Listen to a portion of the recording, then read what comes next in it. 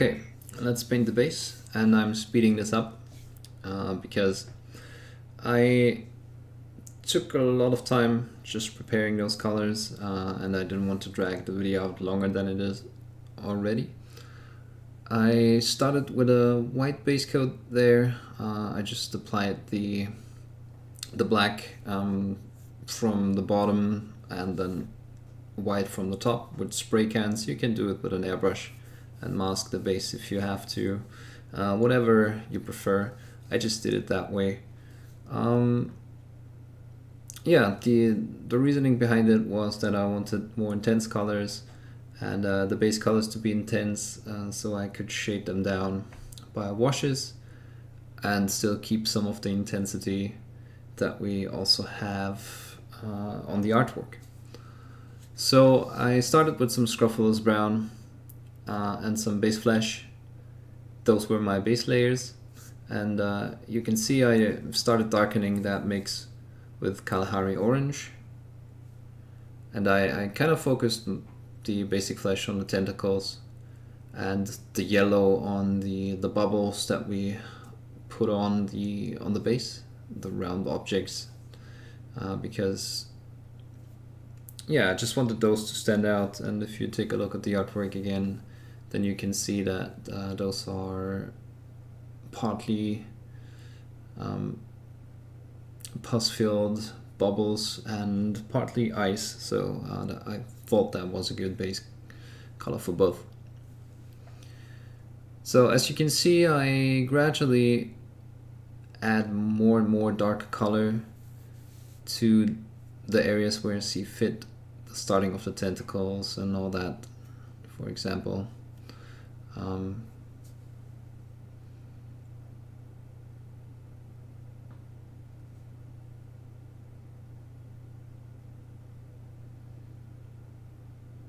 Yeah, just gradually darkening the base colors.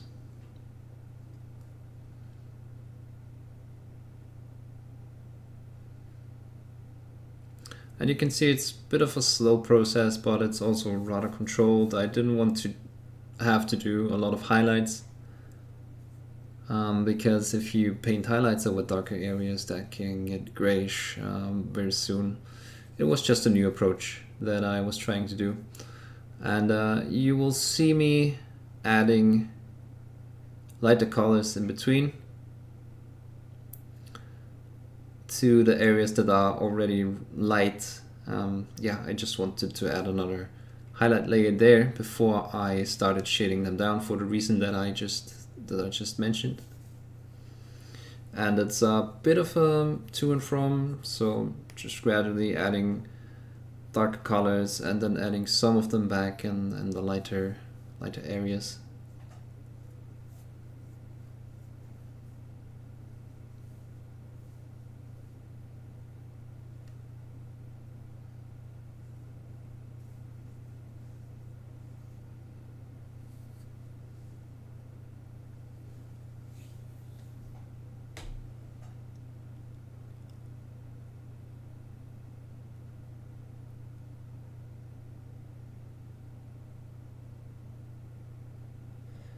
So like I said, I put a bit of a focus on those bubbles or eyes or pus-filled, blisters.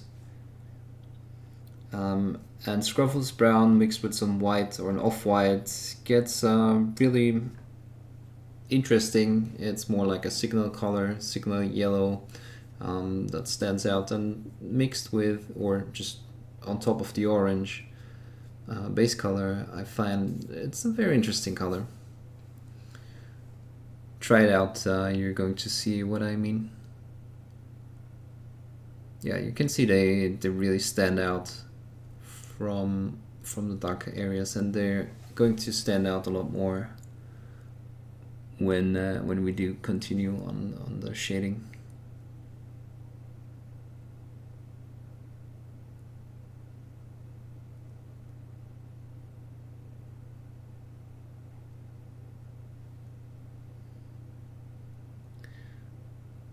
Okay, I'm mixing a bit of the base flash in here I don't have an overlay for that, I forgot that, sorry.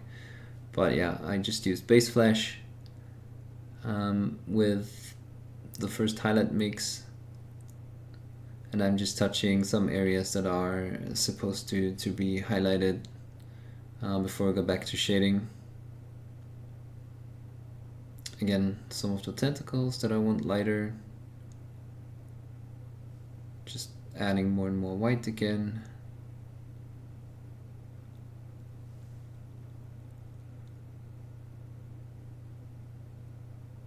Just establishing light and shadow.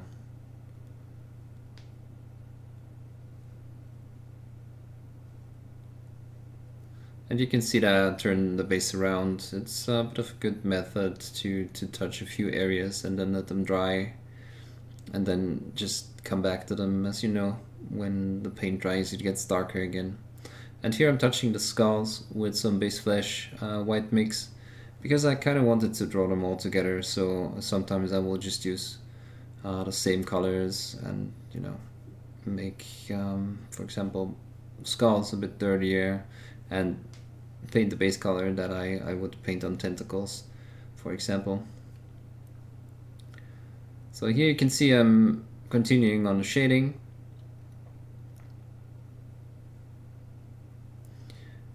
Didn't want to go all the way to red yet, so I added a little bit of Aldebaran red.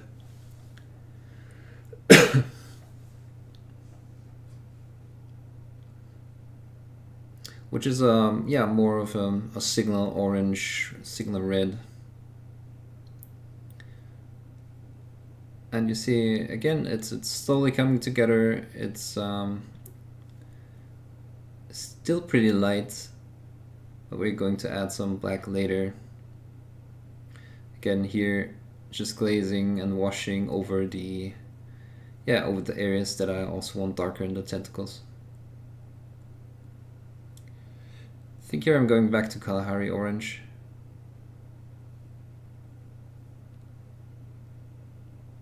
Just to bring out some mid-tones again.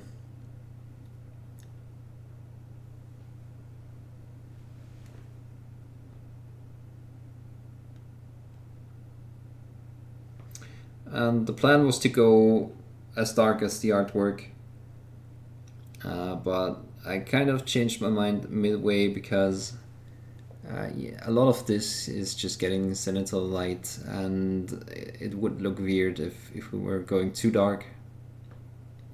So it turned out a bit lighter than I initially planned. But yeah, I mean, you're just going to do those adjustments on the fly sometimes.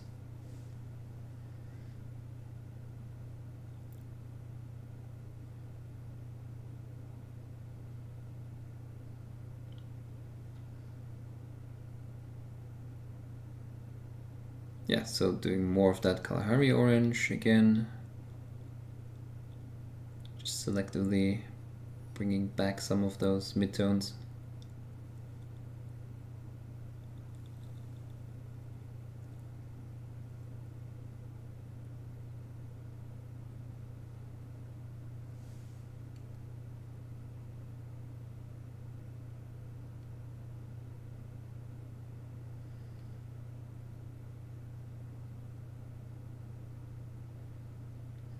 And you can see here I mixed in a bit of the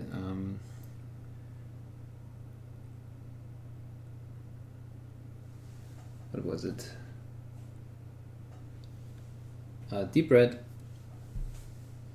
Just gradually adding more color. And here I tried to add some of that red to over the white, so maybe to play around with it a bit and have a bit of the overgrowth, maybe. Yeah, just reflect in the obsidian. I changed that later, so you don't have to do that. I mean, you can still try it if you want to, but it didn't work out that way.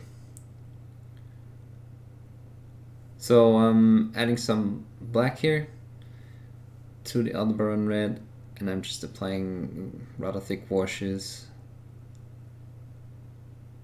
especially to parts where I want a lot of shadow.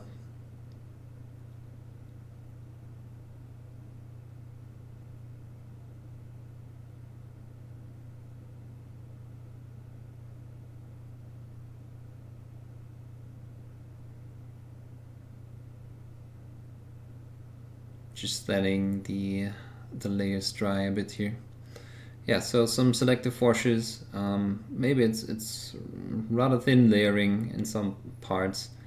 Just putting some focus on, for example, here the first thing that I painted was an eye, and here I'm just touching some areas that are in the shadows and that I want to stand out, like the overgrowth that covers the teeth partly, the gums, if you want.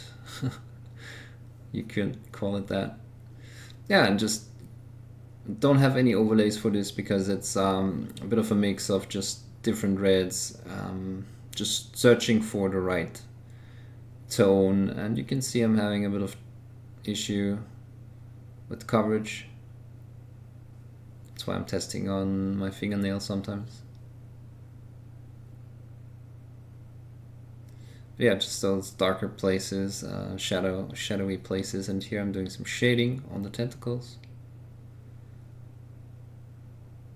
So yeah, if you are unhappy with some shadows, if you want them to be darker, don't be afraid to go in and paint a rather thick layer of your shadow color. You can always go over it and blend it together with a mid-tone, like I showed you in I think the armor painting video.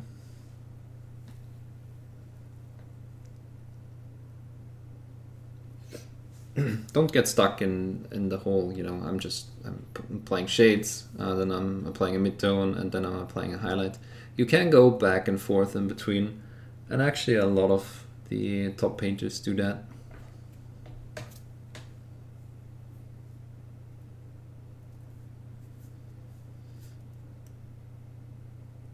And yeah, again, I have been speeding this up. It's time lapse most of the time up until a certain point, because my painting style. It's a bit experimental, and sometimes I will do a few steps that I tone back.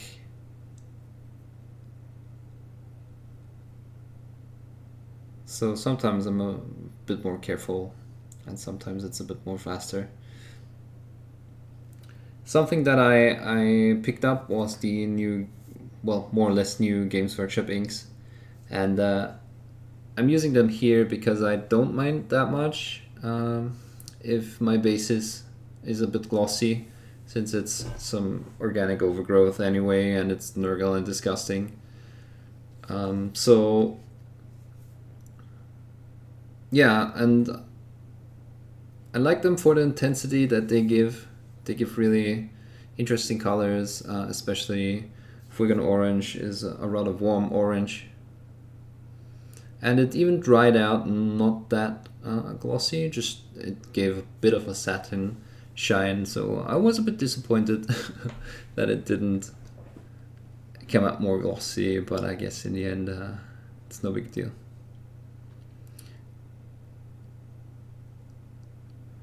Yeah, you can see I'm just letting some of that Fuegan Orange pool in some areas.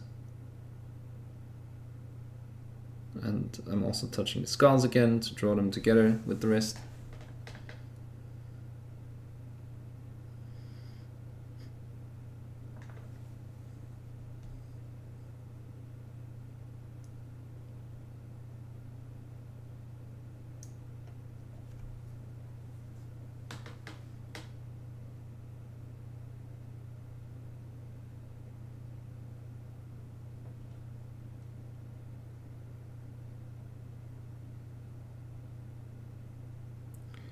Yeah, the drying time is a bit annoying. You can speed it up with a blow dryer.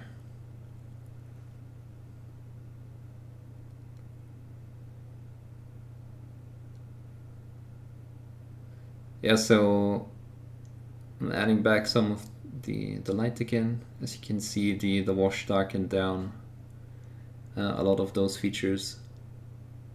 If you go back a bit and compare it to before I applied the wash. But you can see our colors are getting more intense, and I really like how it's turning out so far.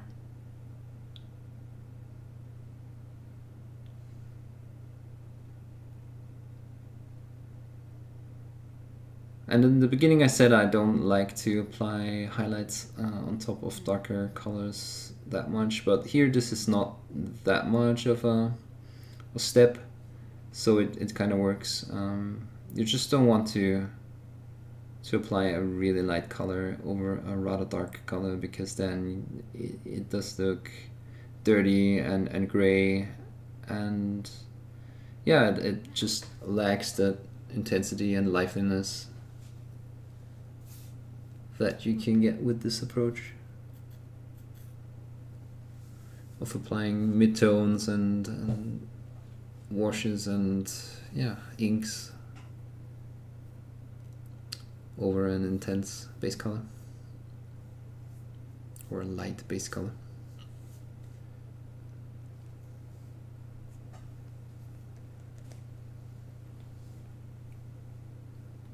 So here I'm setting up some of those eyelids and yeah, just parts that would catch some light. Again, also the tentacles. Just randomly adding some highlights.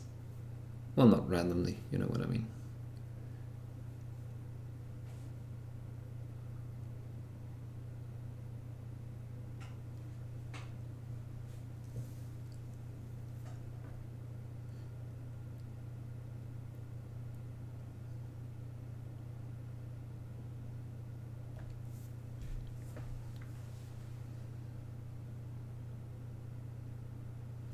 Yeah, so here I just forgot to shade this tentacle, so I'm applying some shadows there.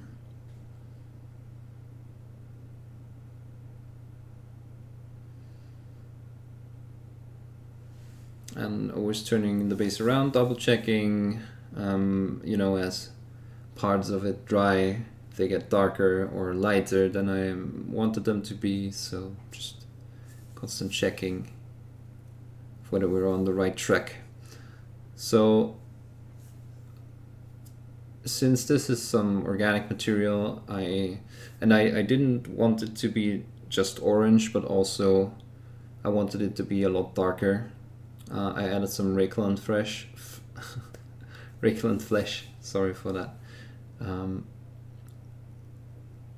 just went over it and treated it as a shadow color.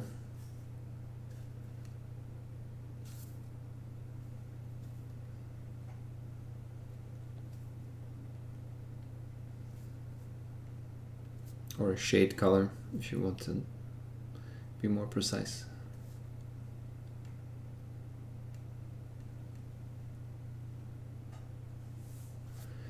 So, yeah, it has that, you know, brown, orange, reddish brown tone that I thought would really fit and would set up the darker color that is going to follow when we mix in a bit of black.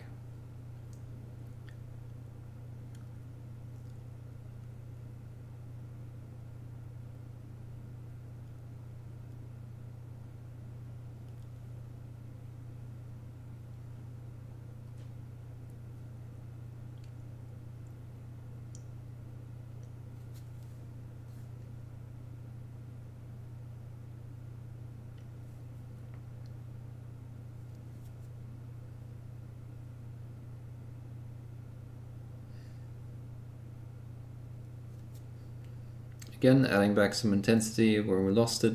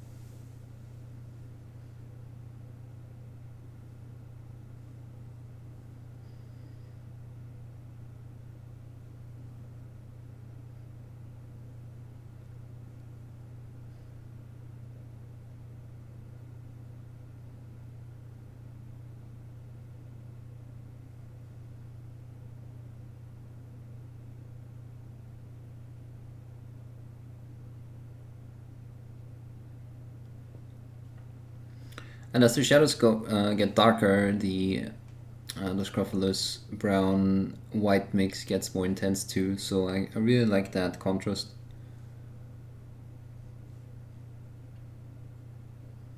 But you know, we have to add back the intensity occasionally, because even if you don't focus your wash on those parts as they touch the surface, they still darken it. So this is a step that is needed.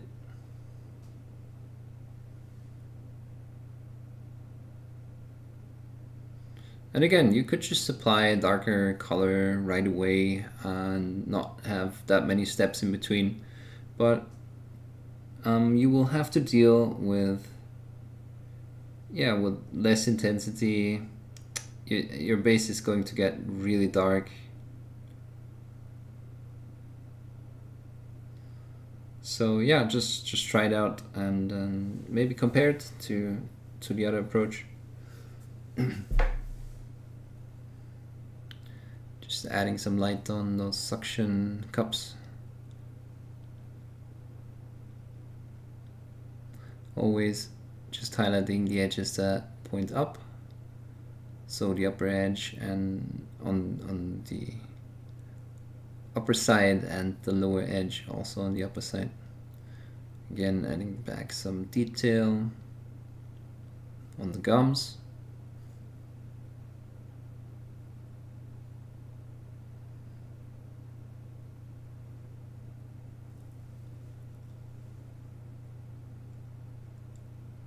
Eyelids.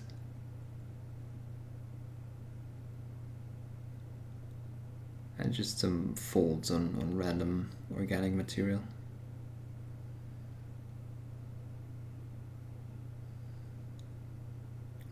And just like we did add some light, I'm also adding back some shadow, just so that the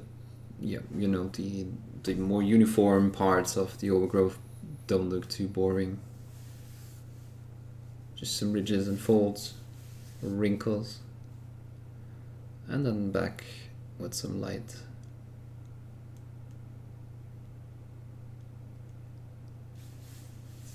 And this is the last step of washes.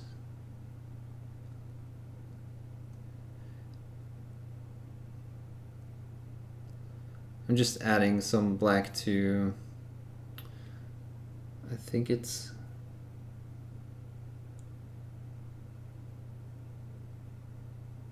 the red wash by Games Workshop that I can't pronounce. Karrenberg Crimson, I think it is. Yeah, and I was focusing on not only on the dark areas, but also some of those some of the bubbles to have a yellow-black contrast, which is also really intense and signals danger, as you know.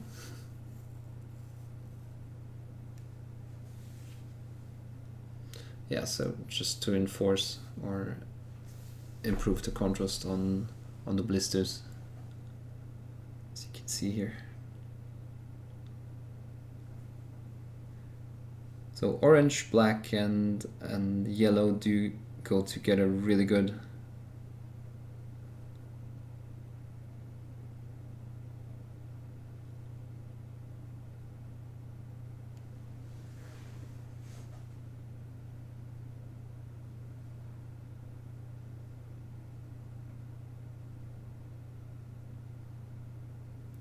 Just some color to the underside of the tentacle to make it stand out from the upper side or distinguish itself from the rest.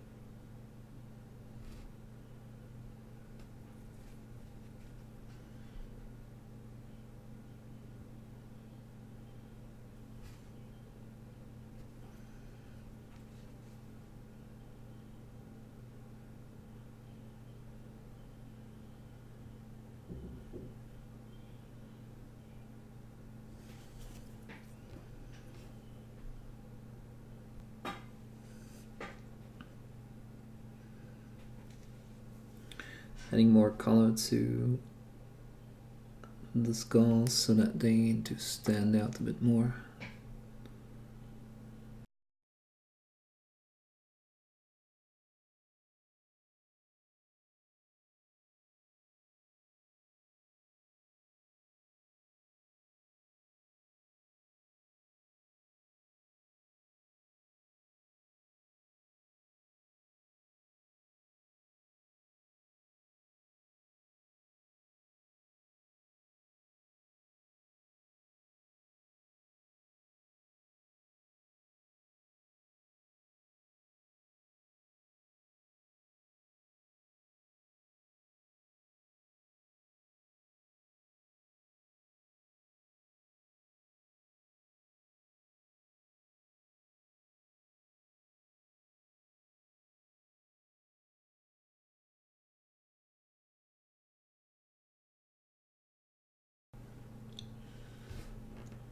Okay, so I think the red still shining through in some parts gives this a bit of an otherworldly feeling. So I'm trying to keep that.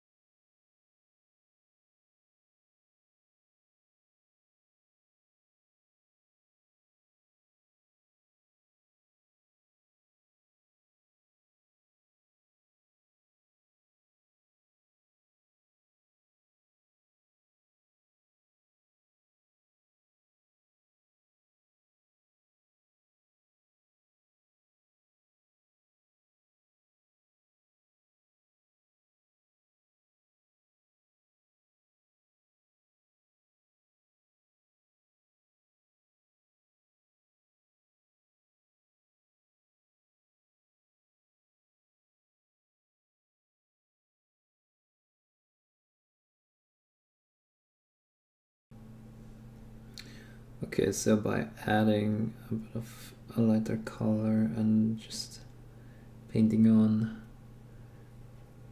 structure by applying lines, I'm just trying to make this a bit more interesting, more three-dimensional.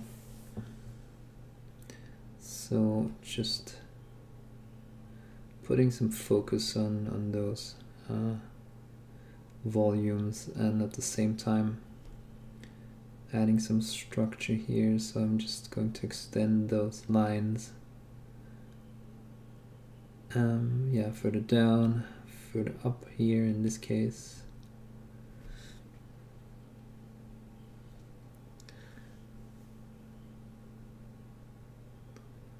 So this should add some, like I said, texture and more realism.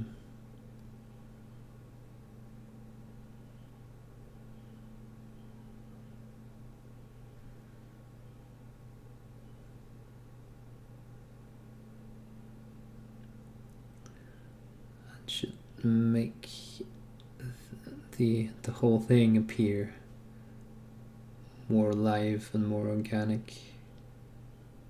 Just in between those larger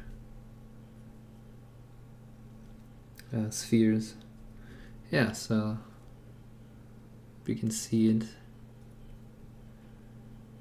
And then on that ridge, also going to add one more highlight just to get a bit of contrast into it. Maybe a reflection here. Can also put some reflections on the other parts, and yeah, they should come out a bit more again. And then the rest sort of looks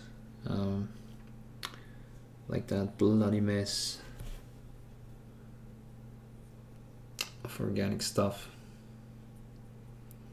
just indistinguishable from each other or from the rest. That was kind of the approach that we wanted to take. So I'm starting to be happy with this. I'm just going to try and yeah, put in some more interesting parts, maybe on the tentacles, and also not forgetting to highlight some of these skulls.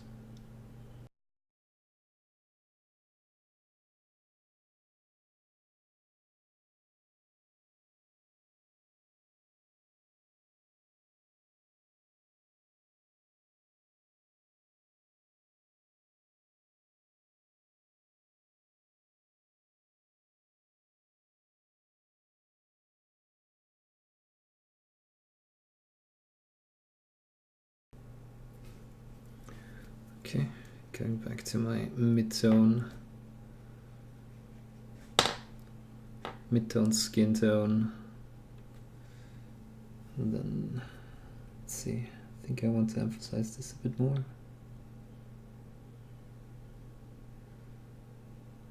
Just in line with those texture stripes.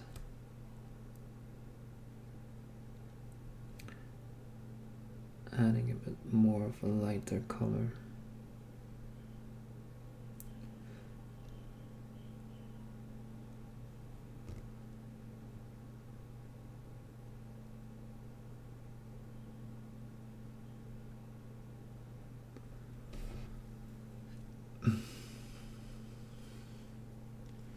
Yeah, so this is what we're going to aim for. I'm also going to try and darken parts here. Let's see, maybe with some orange, black, some of that maybe. So just to do the same towards the shading area or the shadow areas, putting in some lines.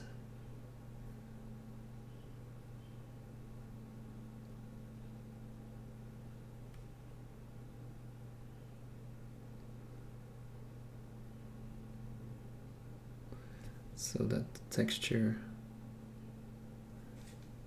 extends into the shadows too.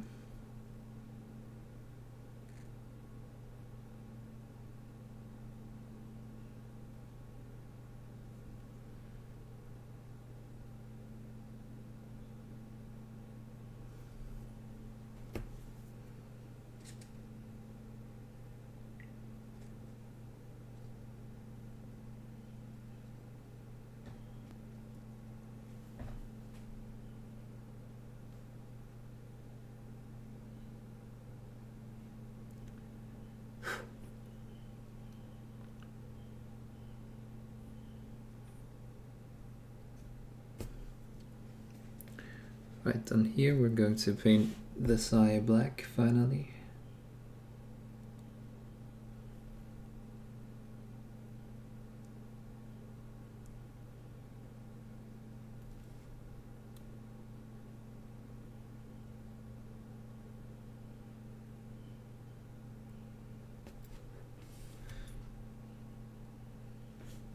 Let's see, do we have one more eye that we're going to do black?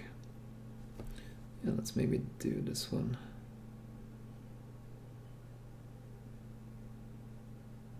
Oh, too late now. Had a bit of second thoughts because I wanted to paint this more with a, yeah, so maybe kind of a demonic eye. But now it's black, so it would be super hard to get this back to the intensity that we have here. see, we can paint this up as an eye too. I just want to, yeah, it's actually on the back of, yeah, we can still risk it. So what I'm going to do is, I'm going to put a pupil in.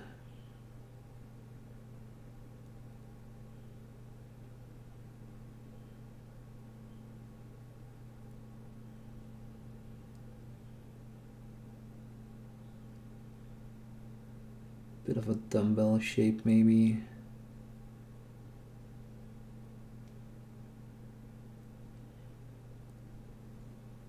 And now on top of this,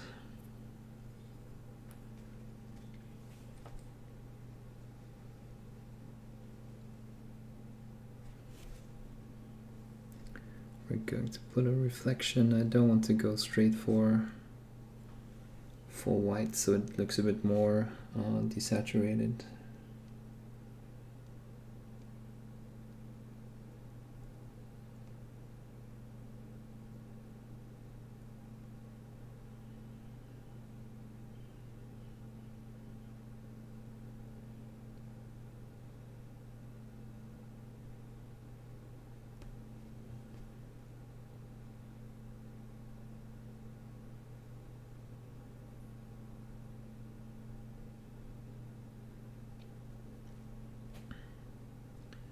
Okay, then maybe one reflection down here.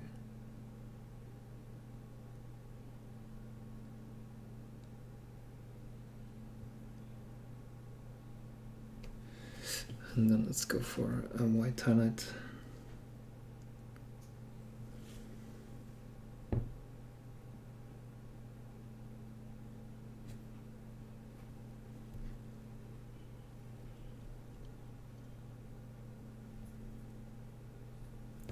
So this should give the impression of some, you know, maybe eyeball that grew there.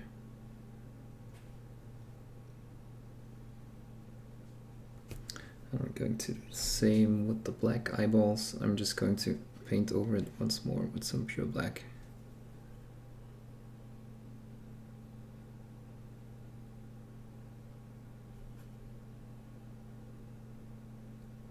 So that we don't see any layers below.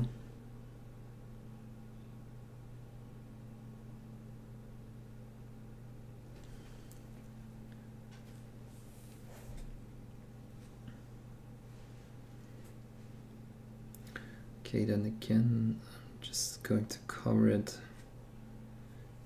with some gray. And how do you call it? It's a more diffused light that we're going to try and mimic here.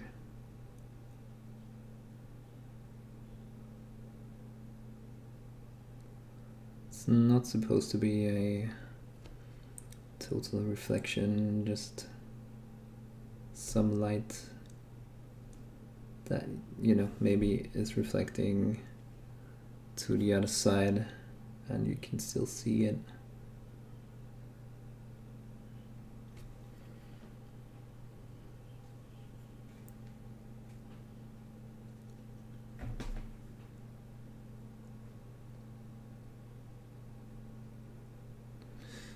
Okay, and then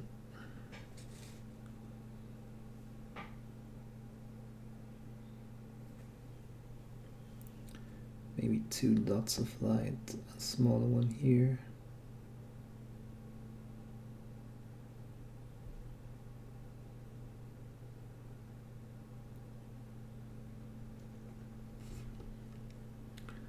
Trying to keep the impression of a 3-dimensional object, and maybe then another one up here.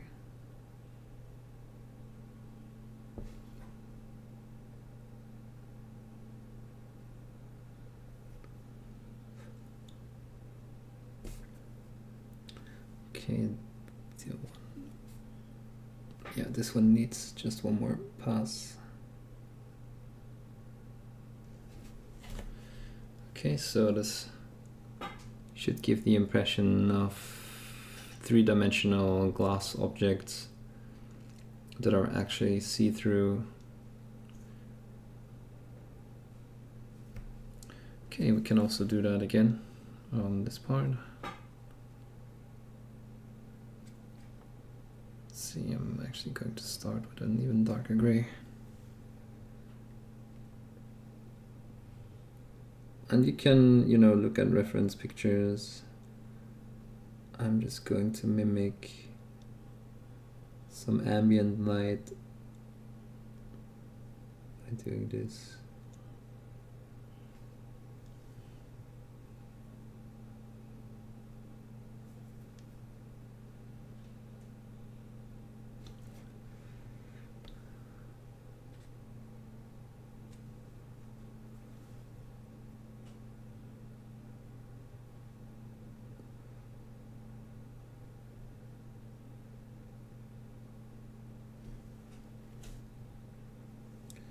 Okay, then maybe we can also do that from below.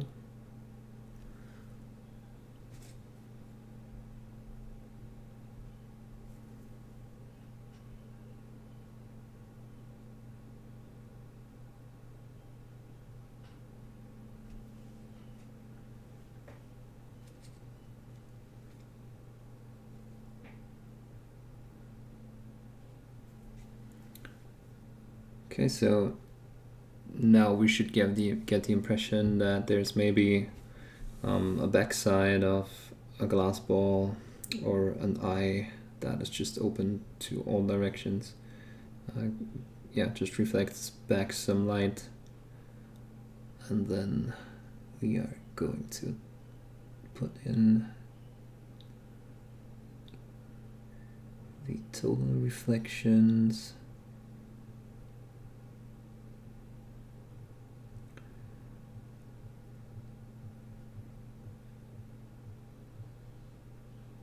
I'll put a second one here.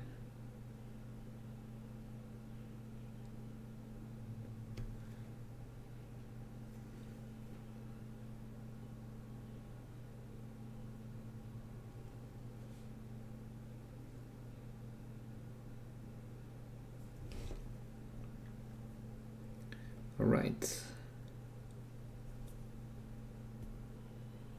Yeah, I think I want to do that at least to this one here too, so that we have at least one of them show in the front, as this guy is going to stand somewhat like this. Okay.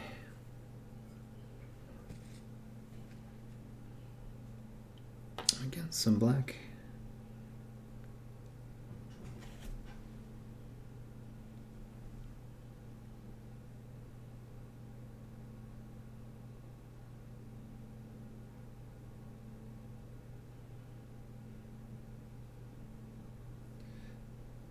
And maybe a vertical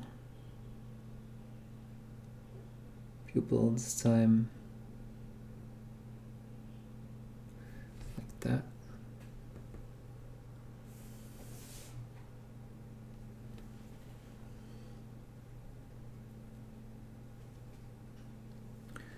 And again, a more diffuse. First the light. Just barely covering the black.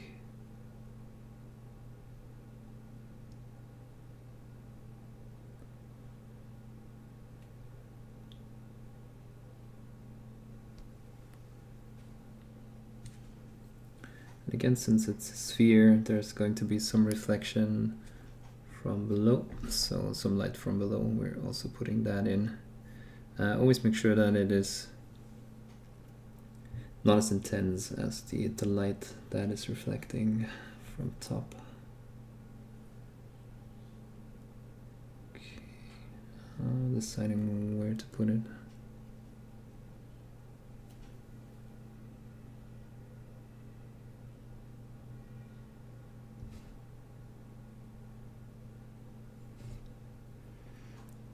And something that always helps is just, I don't know if you can see it, but leaving a bit of a black line in this case on this side helps to make the white stand out more because of the way that contrasts work.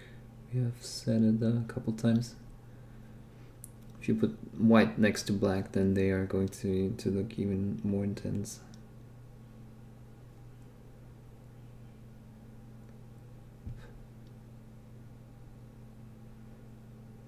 As contrasts.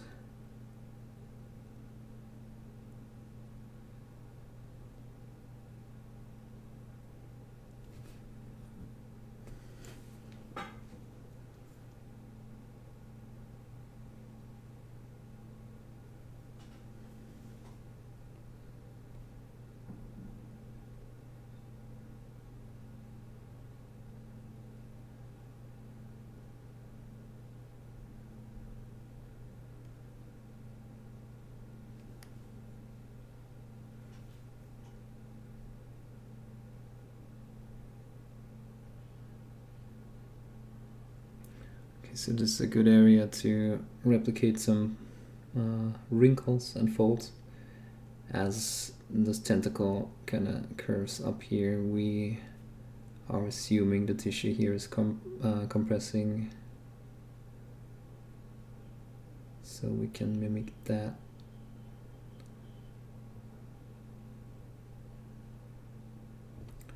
By adding some wrinkles.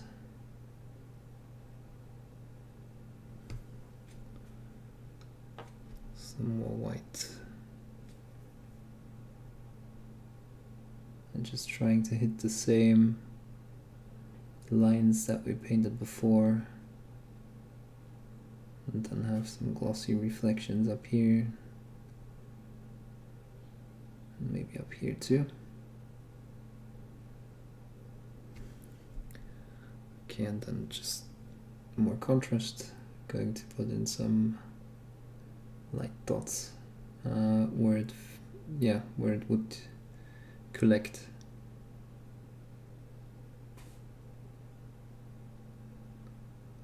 So everything that faces up like this, and again maybe like this.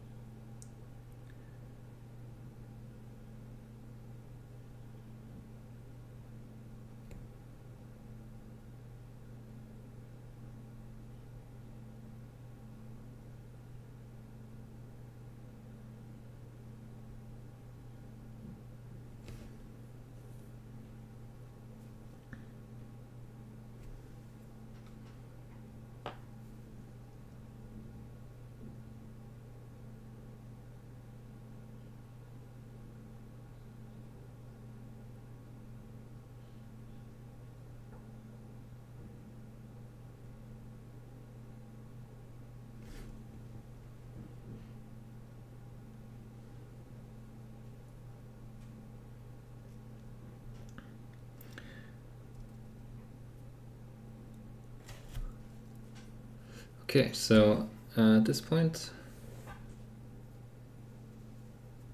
I want to try and see what we can do with the stone, so I'm going to mix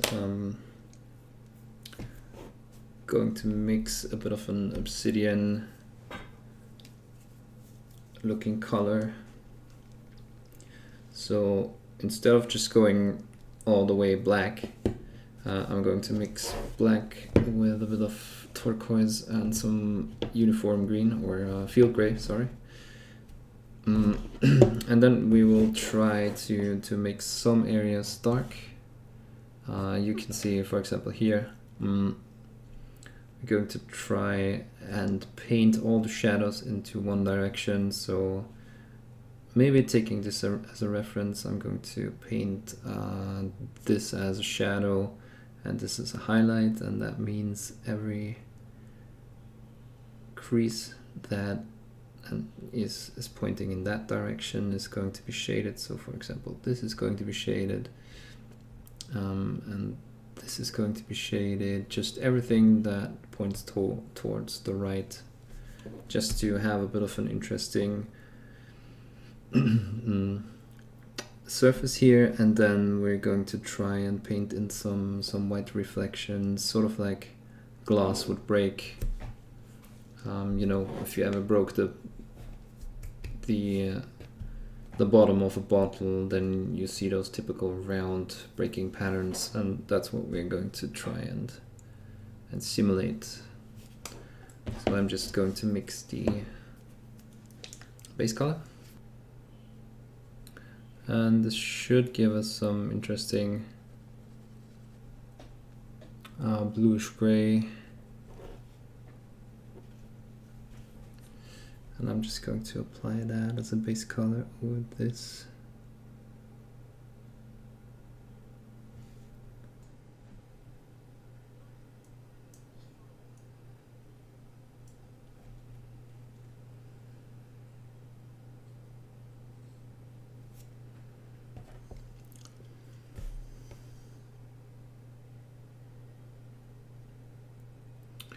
Okay, so I did apply consistent base coat of my base color.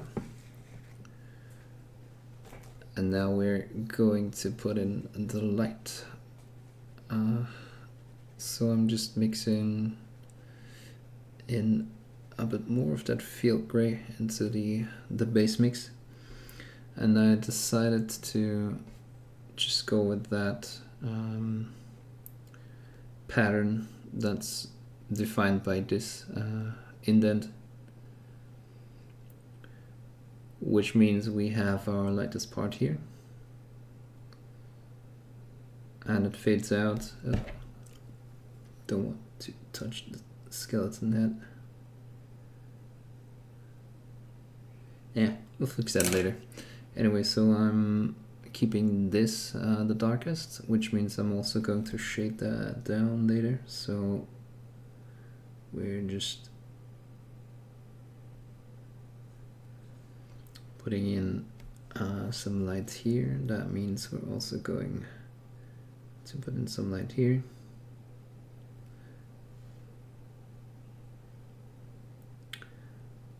And we're just going to repeat that all around on every single of those broken areas.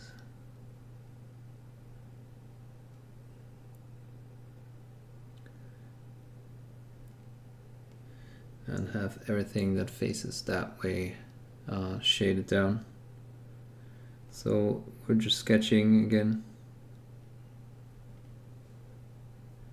Let's see. Yeah, and I'll probably just do the same on this large area. So let's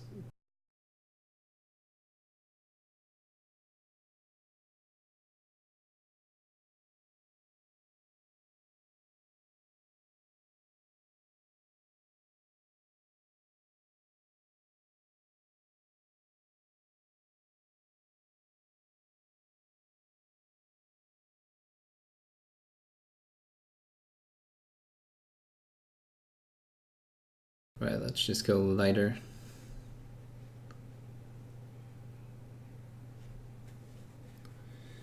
And I'm trying to find the balance here to see what still makes sense.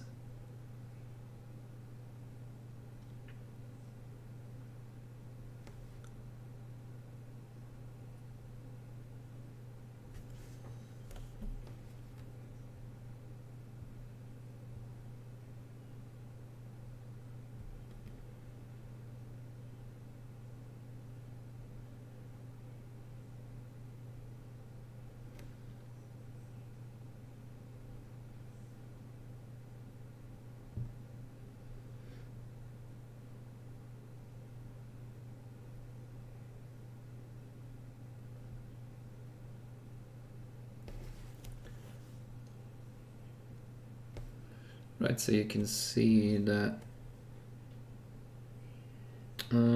this is a rough sketch of light, which means we still have to fade that out and blend the colors together.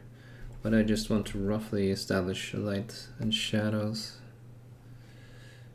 Okay, also do that on the other side. Just gonna do the same, just everything that faces this way we're going to do lighter.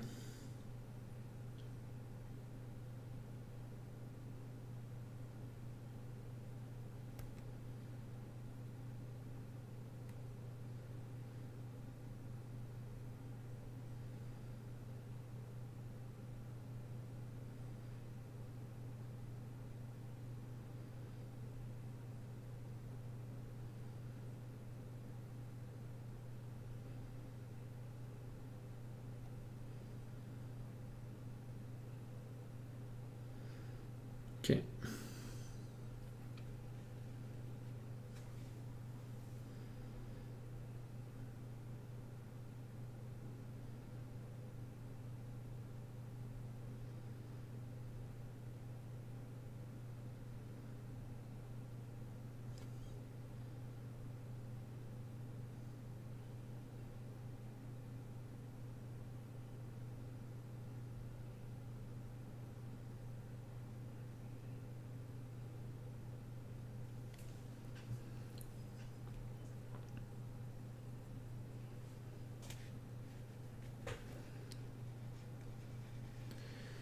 Maybe just a tiny bit lighter,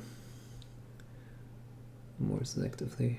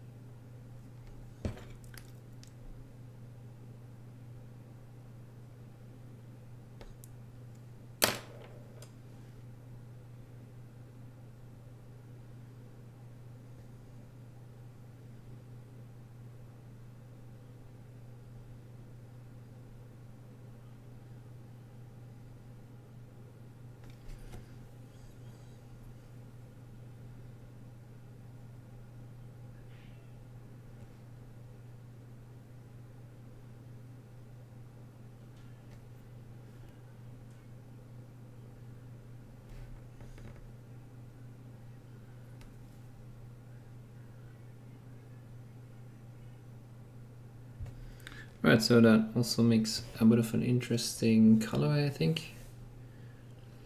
And when we move into the shading, it should also look even more interesting. I'm debating with myself what to do with the lower part. Let's see, I think we need some more base color here.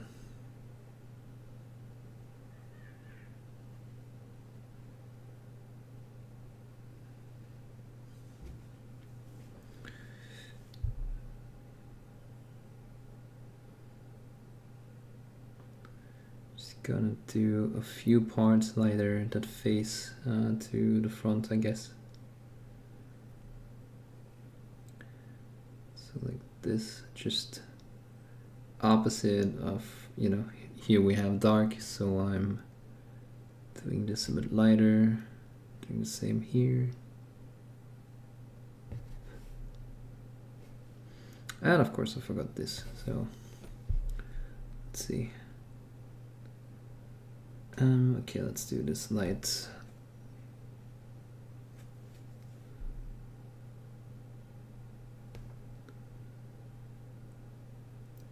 And this light, and maybe this.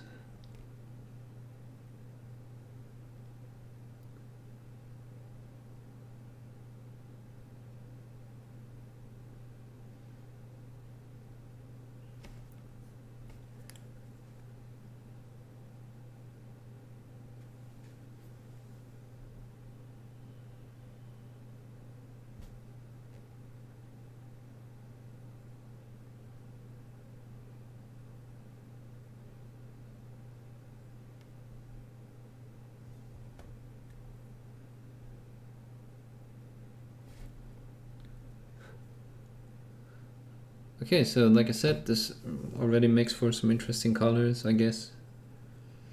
Now we just have to get in some contrast, and I'm just going to mix a glaze of black and maybe a tiny bit of that base color, just to have, again, not pure black, but a bit of a mixture. And I'm just going to shade it in to these areas, just slightly covering the gradients that we built, and then have most of the black pool in that area, in the opposite area. Just gonna do the same here.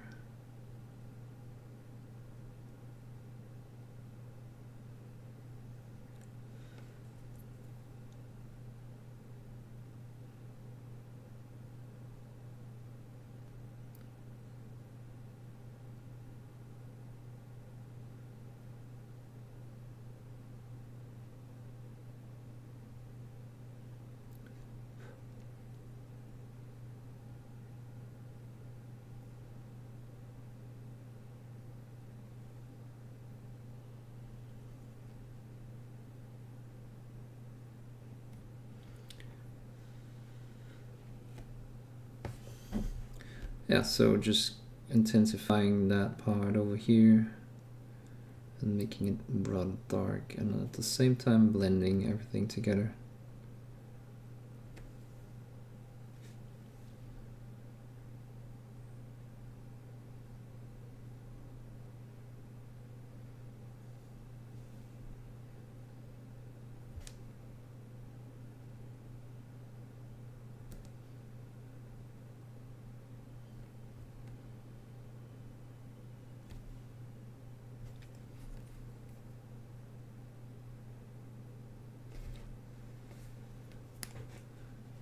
I think we can be more brave with black.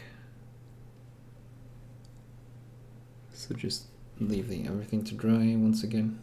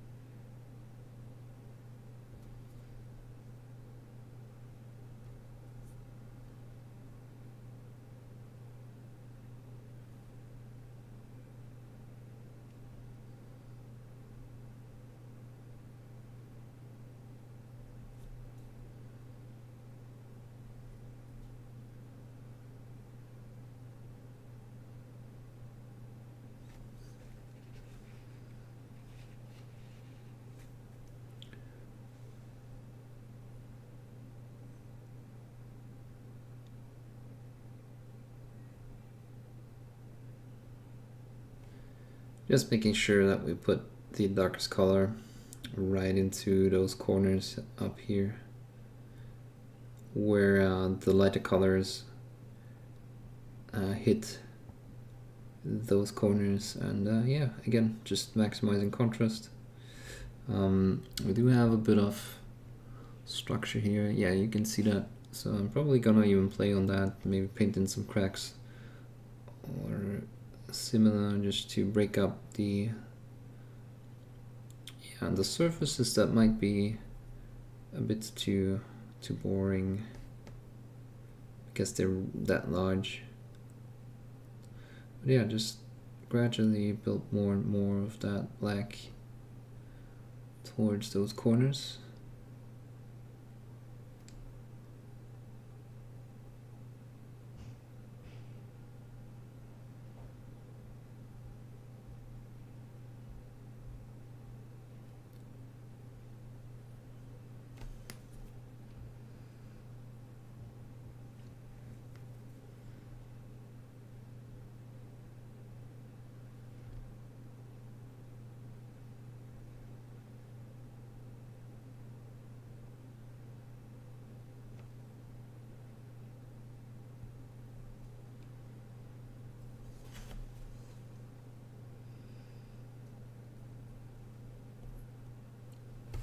Right, so again, apart from up here,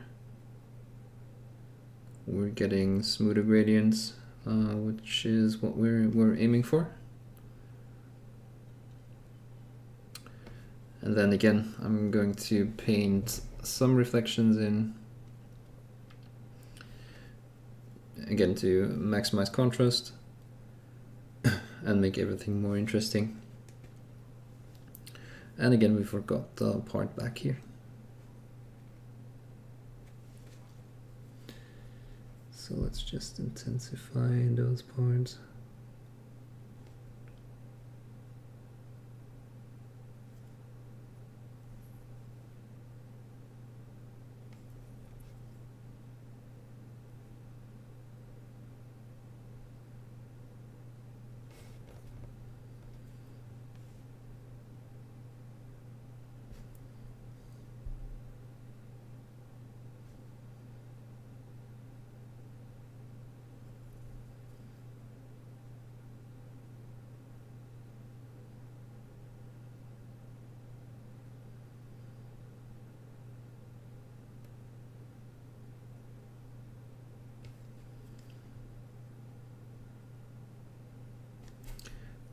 All right.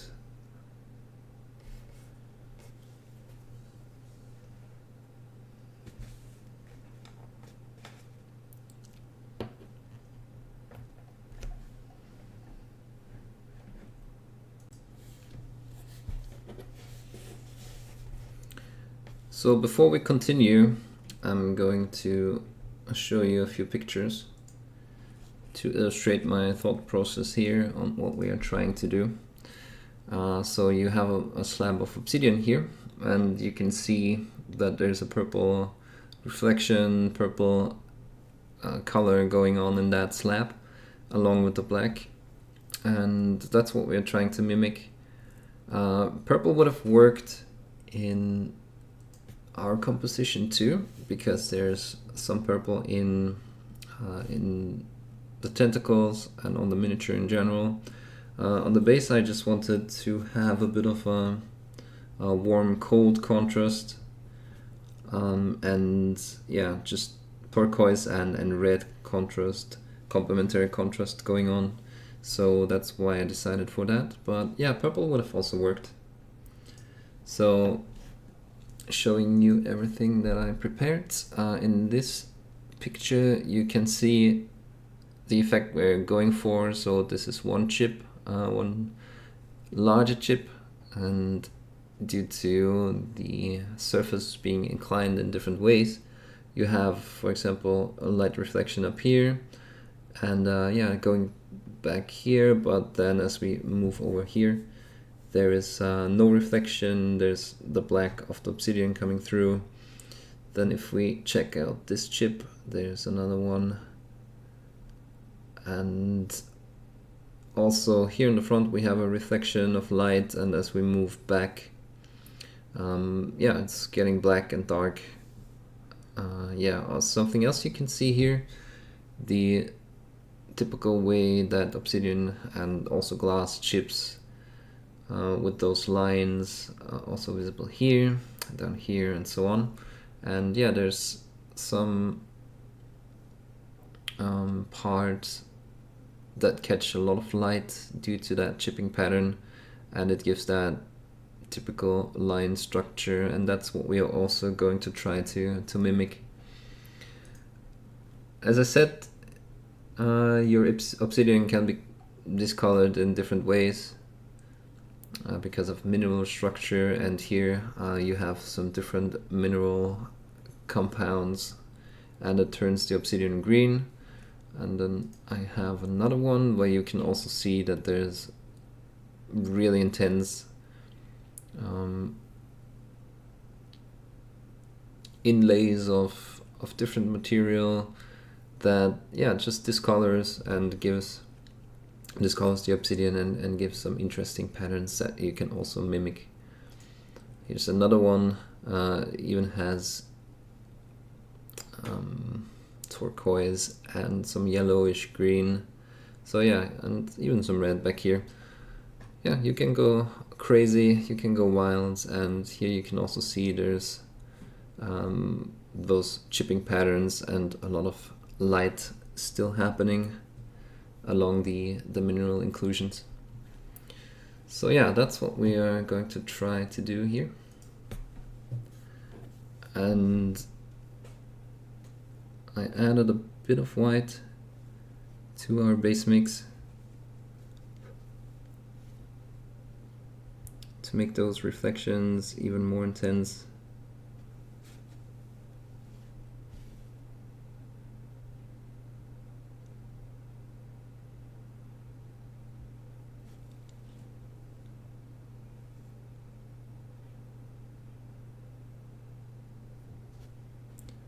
So this is, like I said, to mimic the light reflections.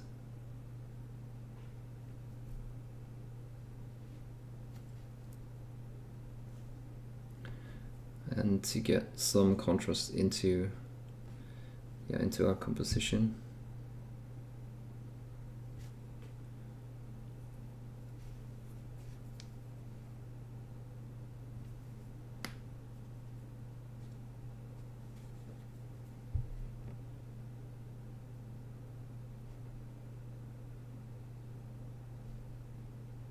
you can go for, you know, just random chips too, because as you saw, there's different chipping patterns, and sometimes you will get random rough surfaces. For example, here I do have some rougher parts that I'm also going to just touch on slightly.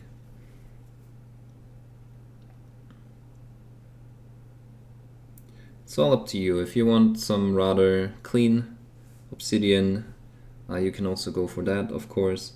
If you want more structured chipping patterns, then you can also do that. That's really up to you. There's so many different variations of obsidian glass.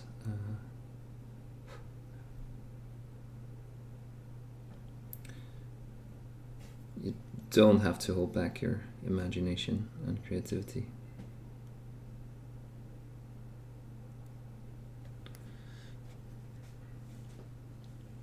Okay, some more white.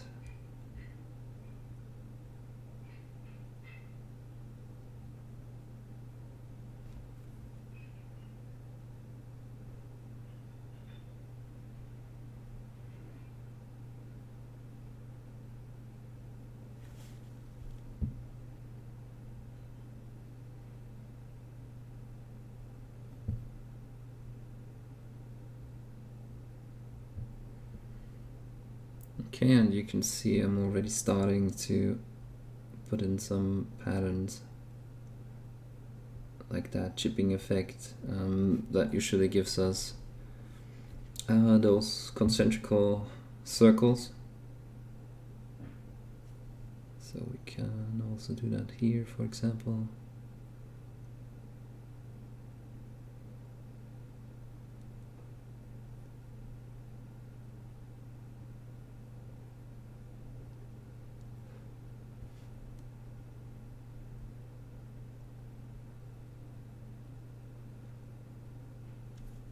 Yeah, and also don't be afraid to do that in areas where you have black and darker, where you decided to go dark and black. And yeah, because like I showed you, you can also have chips that just reflect light in darker areas.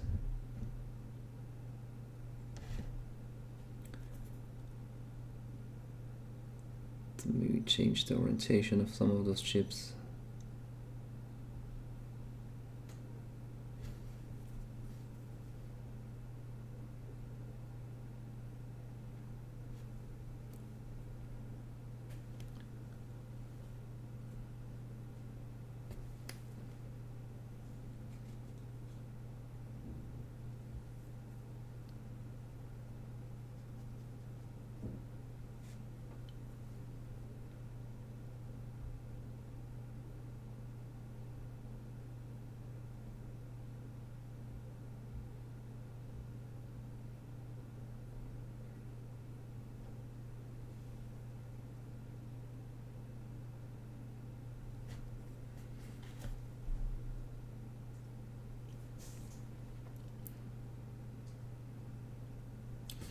Right, so I didn't use pure white yet.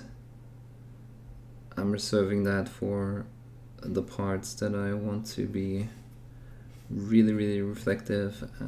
For example, yeah, so probably gonna we'll see. Let's just finish this first. Okay.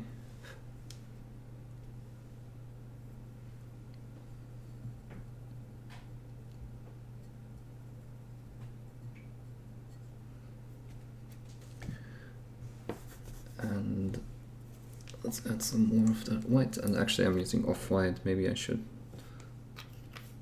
switch to white, but I think this already works.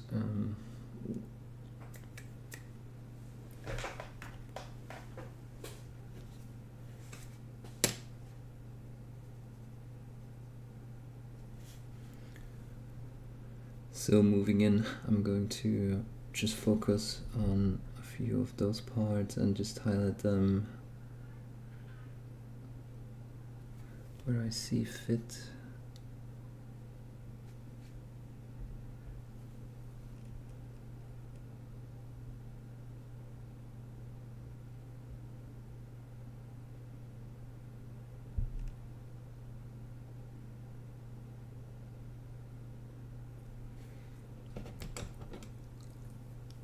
I didn't want to do that. Again, always keep the areas that are super light next to areas that are really dark. That just increases our effect.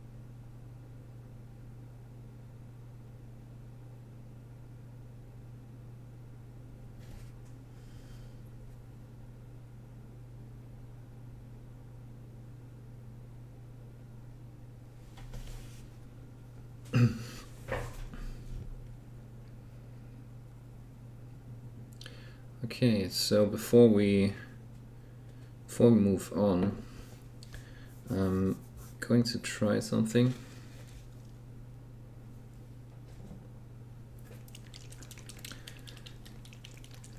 Because as you can see, and for example this one here, there's not just one color present.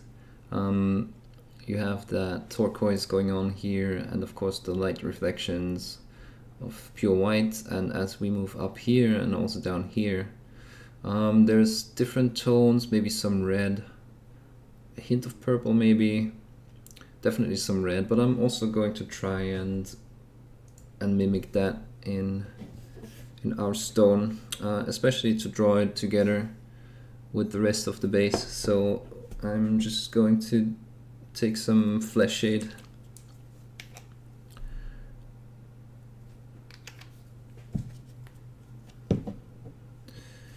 and I'll apply them a bit more controlled to the darker areas.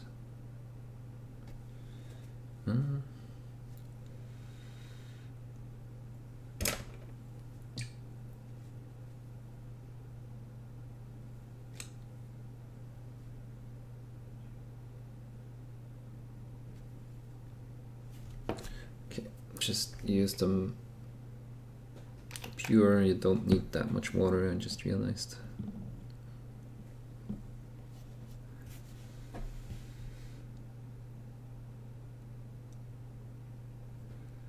This should not only give a hint of a different color to our shadows, it's also going to make them more intense. Rakeland Flash Shade is yeah, some red-brown. And again, since we already have red and brown on our base, we can just create complementary shadows, complementary contrasts by adding that to our darker areas.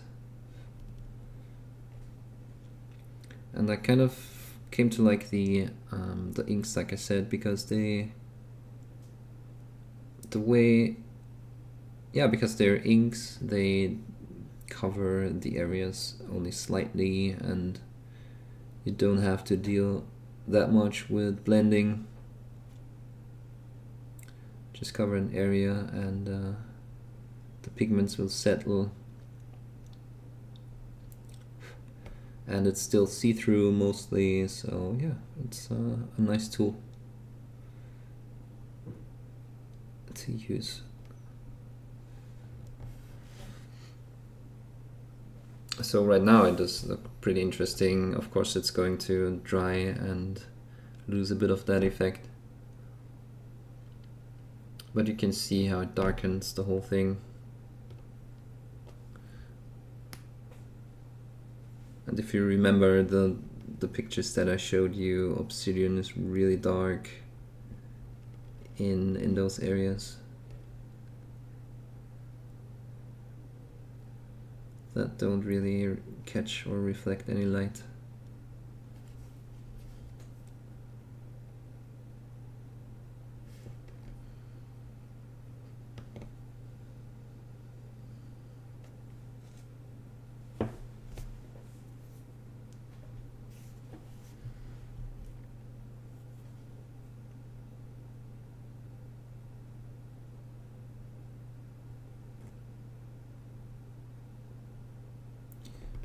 And additionally it leaves some shine that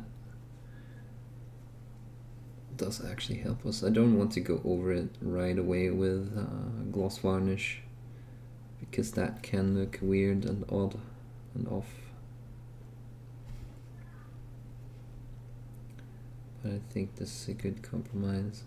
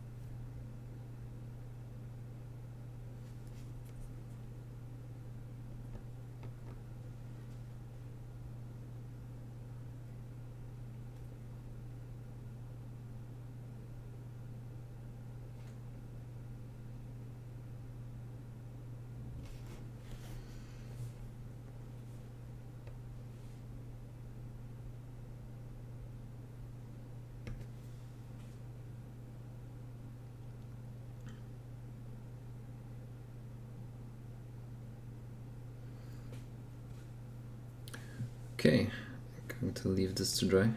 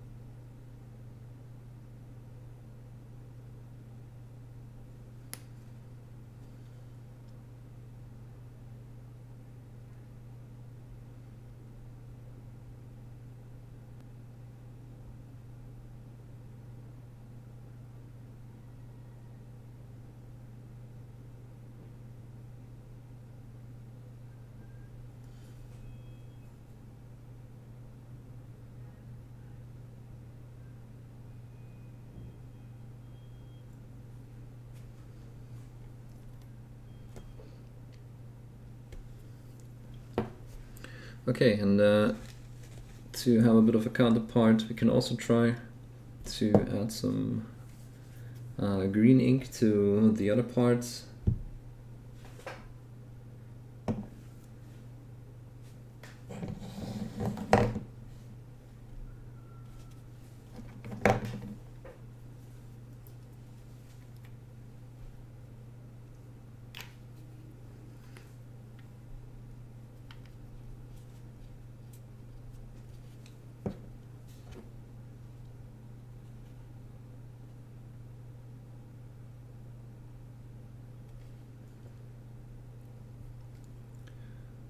Just to also have those a bit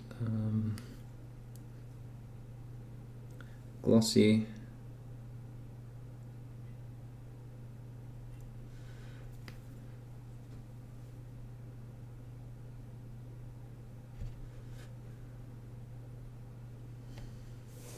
Nope.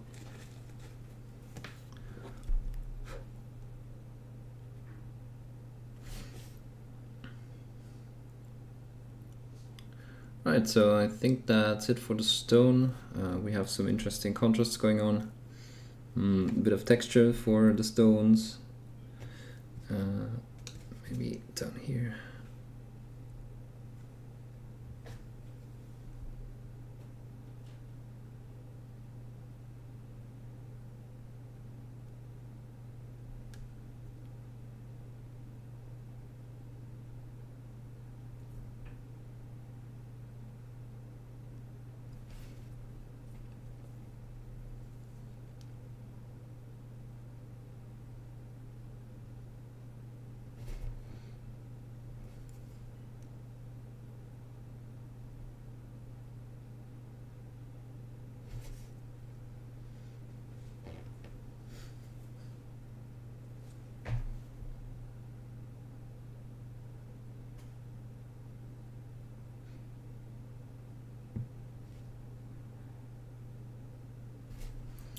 Right, so yeah, I want to leave it at that.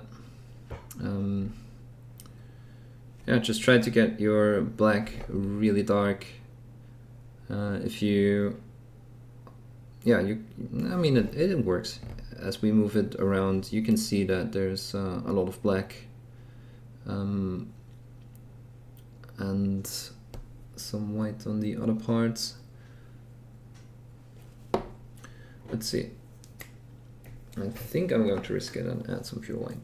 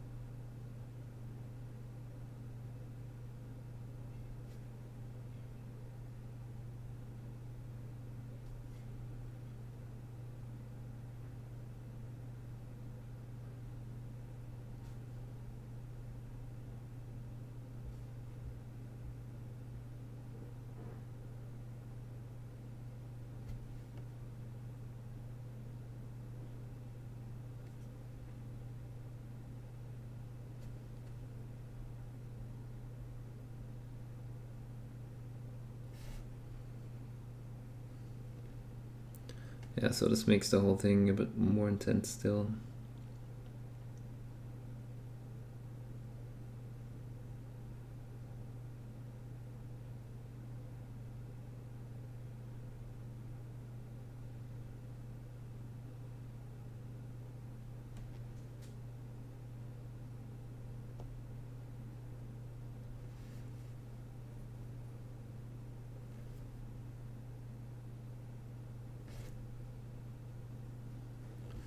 Right, so now you can see we have even more contrast.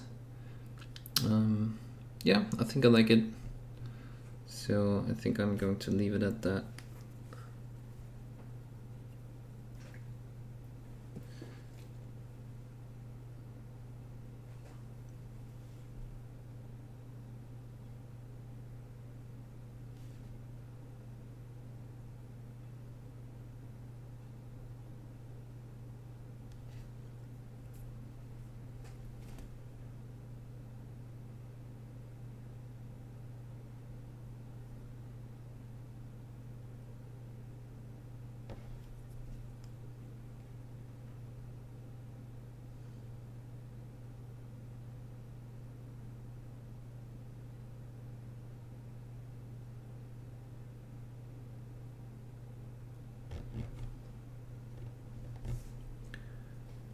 can also chip the sides a bit. I just realized that this is going to look good.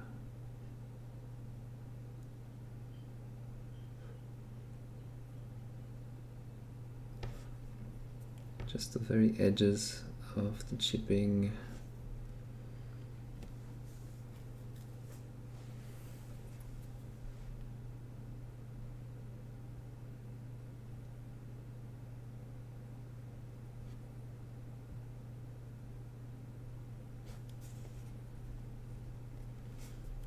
Because those would would have some dents, and those should catch some light too and reflect them. Last thing I want to do for the base is add a bit of focus on the tentacles. So I'm going to be adding some whites to all the mixtures that we had, and I'm just picking out a few. For example, here the wrinkles that we put in, just carefully adding some white in some spots, trying not to overdo it and lose our saturation, so we don't lose our saturation.